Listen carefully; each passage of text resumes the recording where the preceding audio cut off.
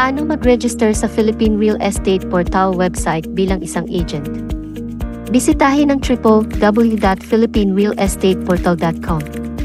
I-click ang profile icon na kasunod ng properties at pindutin ang Are You an Agent? Pumili ng bansa at i-click ang Next.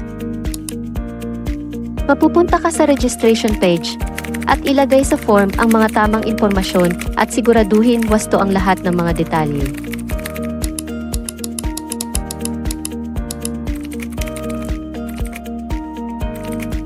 I-click ang Register. Dadalhin ka sa page na ito, tignan ang OTP na nasend sa iyong email at i-input ang code at i-verify. Hintayin ang notification sa iyong email na nagsasaad ng details ng iyong registration. Paano mag-login sa Philippine Real Estate Portal website bilang isang agent? I-click ang profile icon at i-tap ang login. I-type ang iyong email at password. At ang panghuli, i-click ang login.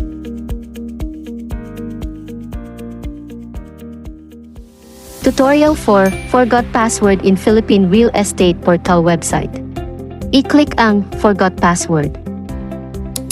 Ilagay ang iyong email at i-tap ang Request New Password.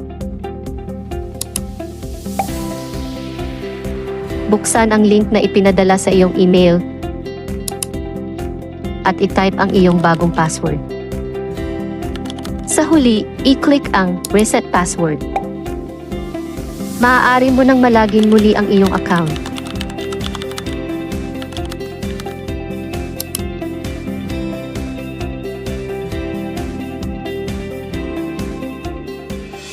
Tutorial kung paano mag-add ng property sa Philippine Real Estate Portal website. I-login ang iyong agent account.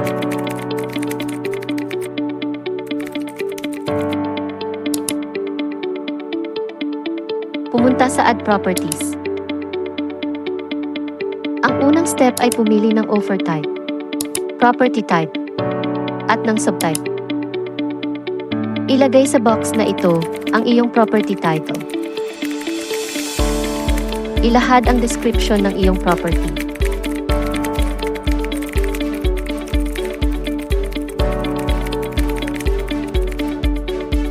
Ilagay ang mga key information ng iyong property. Siguraduhin punan ang lahat ng mga kahon ng mga tamang impormasyon.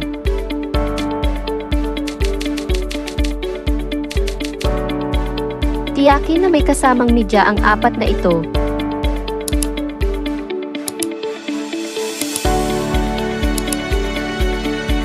At ilagay sa panglimang box na ito ang floor plan ng iyong property.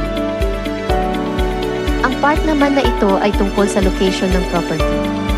Pumili ng region, province, city, barangay, at ilagay dito ang street name at ang number. Pindutin lang ang open map. I-search ang specific na location.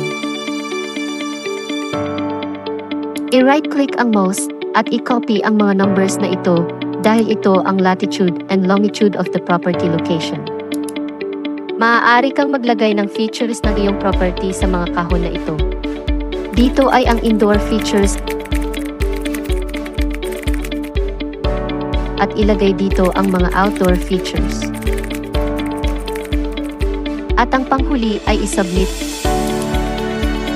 at i-click ang OK. Makikita sa may listing at manage all listing ang status ng iyong post.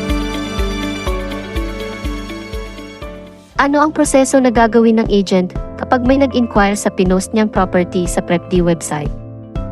Mag-i-email sa iyo ang Philippine Real Estate Portal about sa inquiry ng buyer. I-login ang iyong agent account. Pumunta sa appointment at set appointment. I-set ang date and time ng inyong meeting.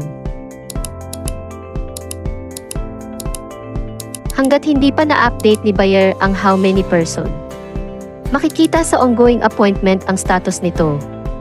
Maaaring i-update ang date and time rito. Ngunit once na-input na ni buyer ang how many person, hindi na ito maaring i-update. Hintayin ang email na naglalaman ng details ng inyong transaction. At kukontakin mo ang buyer para sa inyong meeting. Once na naging okay ang inyong pag-uusap, pumunta sa booking status. Pindutin ang approve. At yes, updated.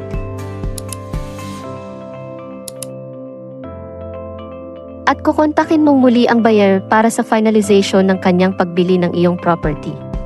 Hanggat hindi pa na-approve ng Philippine Real Estate Portal ang iyong nabentang property, makikita sa ongoing transaction ang details nito. At makikita sa archive properties ang iyong mga transaction history. Ano ang proseso na gagawin ng agent kung may gustong bumili sa pinost niyang property sa PREPD website? Mag-i-email sa iyo ang Philippine Real Estate Portal tungkol sa inquiry at impormasyon ng buyer. I-login ang iyong agent account. Makikita sa booking status ang property na gustong bilhin ng buyer. Ikaw ay magde-decide kung i-approve o i-decline ang request ng buyer. Once na na-approve, ang susunod ay kukontakin mo ang buyer para sa inyong meeting. At depende sa inyong pag-uusap ang susunod na hakbang. Once na nabili na ang property, mapupunta ito sa ongoing transaction. Antayin ang email mula sa Philippine Real Estate Portal tungkol sa pag-aproba ng iyong nabentang property.